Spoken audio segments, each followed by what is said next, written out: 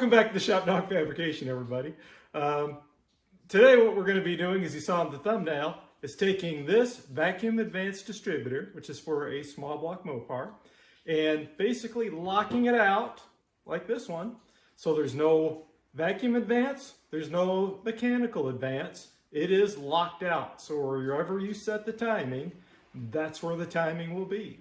And why would you want to do something like this? Well, basically, if you're running a race car and you want to lock it out, at the drag strip, you can do this. This is not something you want to do really for a street car unless you have a timing retard to start the car, because otherwise what will happen is it won't want to start hot. If you do get a let's say like an MSD type box, you can actually retard it, let's say 18, 20 degrees. For let's say when you get to C's 500 or 600, 700 RPM, then it would basically turn the 18 degree retard off, and then you would have your full 36 degree.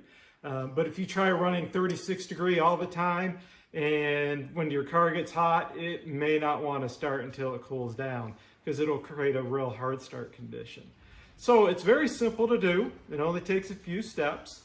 And I'll basically kind of take this one apart to show you, but this is the one I've already done, and I'll take this one apart as well so you can see what I did to it to modify it. So with that said, let me set the camera up and I'll start taking them apart and show you what I did. All right, so the first thing you'll want to do is there's 4 screws you want to remove. There's 2 here. Basically, this is for your vacuum advance. And then there's 2 in other locations, here and here, which holds this metal plate inside of here. So you want to take that apart, those screws out. And what you want to do is kind of work your vacuum advance out. So an easy way to take this off your vacuum advance is just kind of, after I've taken all the screws out of the outside of the housing, there's 4, I just kind of lift up on this plate a little bit here. You can see I just kind of wedge my screw, oops, I don't know if you can see it, but basically I wedge my screwdriver in between the 2 plates.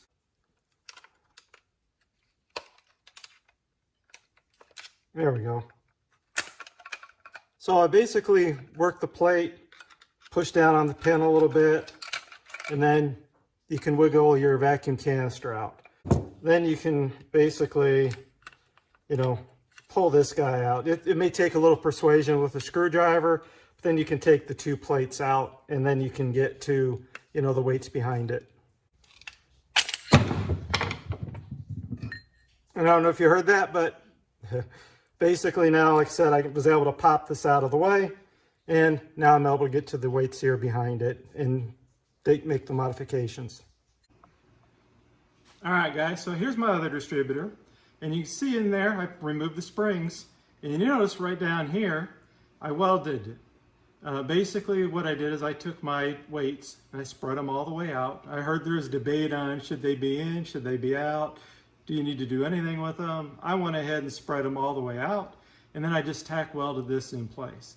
Now I've heard of some other guys basically take, and you can see the opening in there, basically filled it full of JB weld on both sides, top here and bottom. Filled those openings right in there with a much JB weld, so it would basically do the same thing, hold it in place. So, they wouldn't move as you did it. Now, the other thing you'll need to do is if you don't, this plate will still move like a vacuum advance plate. So this is the reason why you need to lock that top plate. You can see, if you don't, this slides. And basically what this is this is what your vacuum advance moves, okay, for your timing. You need to basically lock this top plate to this bottom plate. And what I did, as you can see here, I added 2 screws with a couple of nuts. And the other thing I had to do was I took a few little washers to make sure the plate would stay flat as well. Because if I were to just put a couple washers on this side and tighten it, and nothing over here, and I didn't add this other bolt, basically this plate would tilt, okay? And then you would be uneven, so the magnet here would now not read the wheel. It would be way off. So I basically drilled, added 2 screws, a couple of nuts with lock washers, and then a couple of washers underneath to make sure the plate was nice and flat. And then once you do those couple of steps, all you got to do is take this, drop it in there, you know, put your screws back on the outside, put your wheel back in the way you had it, slip it down in there like so. Whoops. You know, like I said, bolt this back on with the 4 screws, take your wheel, slip it back on, you know, bolt it back up.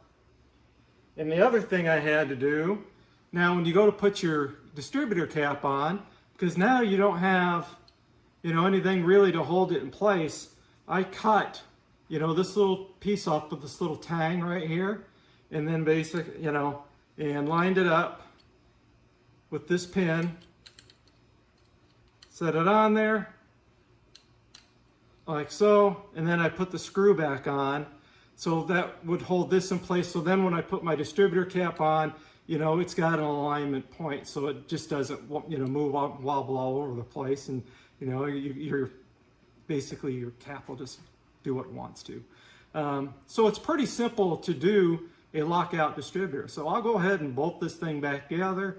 What I will do is I will take a few stills and kind of put these pictures in here now so you can see it apart, you know, and I'll do some close-ups of, like I said, the nuts, the washers, you know, the inside here where I welded it, so the springs or the weights are all the way out, that kind of thing.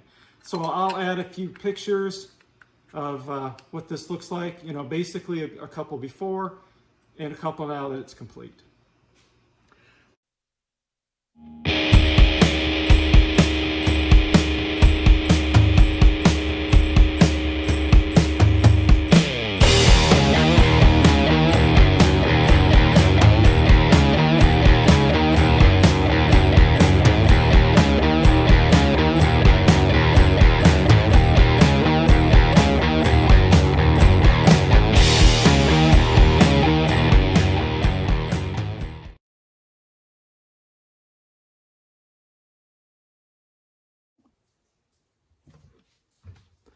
Now the last thing, guys, I should say one other thing I forgot to kind of mention is, for some reason, if you need to set your air gap, you know, between your magnet here, your pickup, and the wheel, is, you know, I basically took the screw out and I put this, you know, in here so I could make sure this is flat. I would loosen this up, you know, and put my feeler gauge in here. This is a 20 thousandths feeler gauge. So you can see a 20 thousandths feeler gauge. Hopefully you can read it. And it's supposed to be, I believe it's between 10 and 30 thousandths. You know, I put my feeler gauge in between here and then, you know, loosen that, tighten it back up, you know, to make sure I got the proper air gap. So that's the other thing you want to make sure, is that you do have your proper air gap. So again, I just use a 20 thousandths is where I set mine to. Slip it in here, tighten that guy back up, and then, you know, drop the whole thing back in, the whole assembly, and bolt it in. So I can actually do this with this out of the distributor, set my air gap to that 20 thousandths, then I bolt it back in, and then I put all the screws on the outside of the body to hold, you know, the plate in place. So I just forgot to mention that. That's one thing you want to make sure you set, just to make sure you got the proper air gap before you do all these mods, put it back in, and then the thing won't start. So with that said, guys, I hope this little short video kind of gives you how simple it really is to take your vacuum advanced distributor, just do the lockout. Like I said, if you're just basically race only, you can do that if you want to. Like I said, it will create a hard start condition when it gets hot. So you'd have to let it cool down, or you would have to add that, like I said, that ignition, or that little box, basically to give you retarded timing upon startup, and then when it hits a certain RPM, you know, the advance cuts, or I'm sorry, the retard cuts out, and then you have your, wherever you set your timing to. So if you set it to 34 degrees all the time, you know, once you know, hit the, say, 700 RPM, the retard kicks out, and you're 34 degrees all the time. So anyway, again, I hope this little video helped you guys kind of show you the steps to do a lockout distributor. It really is pretty easy to do. You know, you can have it done in probably an hour. So with that, I hope you like some of the other videos, some of the content I've been putting out. You know, as they say, guys, hit the little bell, like, subscribe. I appreciate you taking the time to watch the video. And you guys all get out in your shop and do something. Have fun. And again, thanks for taking the time to watch the video. All right, see you guys.